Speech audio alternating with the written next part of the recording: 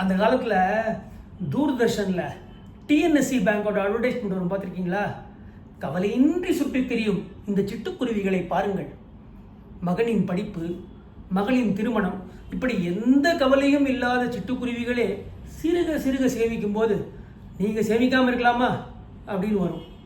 அது மாதிரிங்க, நானும் கவலை இல்லாமல் ஜாலியாக காலையில் எழுந்த உடனே ஒரு காஃபி, அப்புறம் பொண்டாட்டியை நச்சரித்து இன்னொரு காஃபி, பிரேக்ஃபாஸ்ட், லஞ்சு, தூக்கம், ஓடிடியில் சினிமா, ரொம்ப போர் அடித்தா தியேட்டருக்கு போய் தக் லைஃப், அப்படின்னு என் லைஃப் போயிட்டு இருந்ததுங்க. மத்தியமரில் திடீர்னு யாரையாவது வச்சு காமெடி பண்ணணும்னு ஒரு டிசைட் பண்ணிட்டாங்க பாருங்கள். எனக்கு ஒரு ஃபோன், சார் உங்களை வச்சு காமெடி பண்ணணுன்னு இருக்கோம், வந்து பேசுங்க. ஏம்மா இப்படி பண்ணுறீங்க? என்னை வச்சு ஏம்மா காமெடி பண்ணுறீங்க?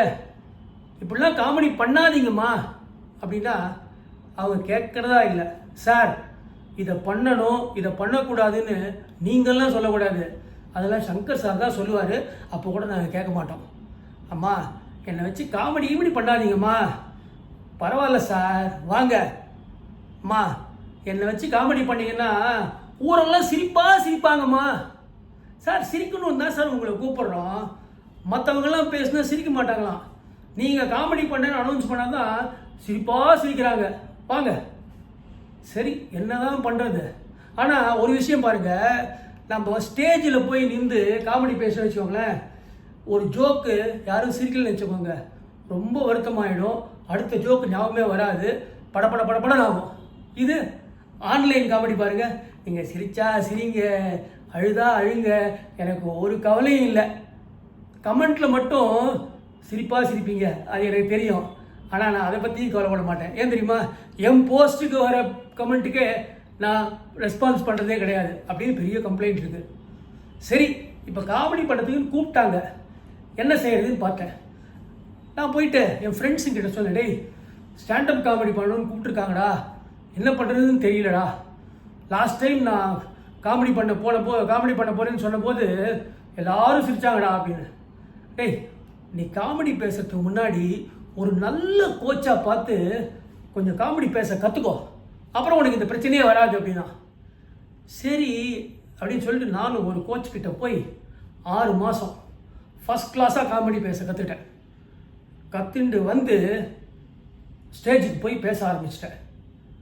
பாருங்கள், அந்த கோச் என்னை பார்த்துட்டு, ஏன்பா காமெடி பேசுகிறேன்னு சொன்ன போது சிரிக்கிறாங்கன்னு சொன்னீங்க, என்கிட்ட கோச்சிங்க்கு வந்தேல்ல, இப்போ என்னாச்சு அப்படின்னு கேட்டாங்க.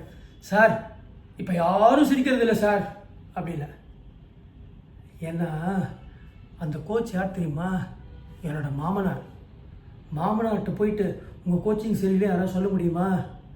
சரி விடுங்க, என்னோட லைஃப் பார்ட்னரையும் கொடுத்தது அந்த மாமனார் தாங்க. என்னோட பொண்டாட்டி எப்போ என் கூடவே இருப்பாள். நீங்கள் தான் பார்த்துருப்பீங்களே, ஏகப்பட்ட ஃபோட்டோ நாங்கள் போடுவோம். ஷாப்பிங் போனான்னு வச்சுக்கோங்களேன், கண்டிப்பாக என்னை கூட்டிகிட்டு தான் போவாள். ஏன் தெரியுமா?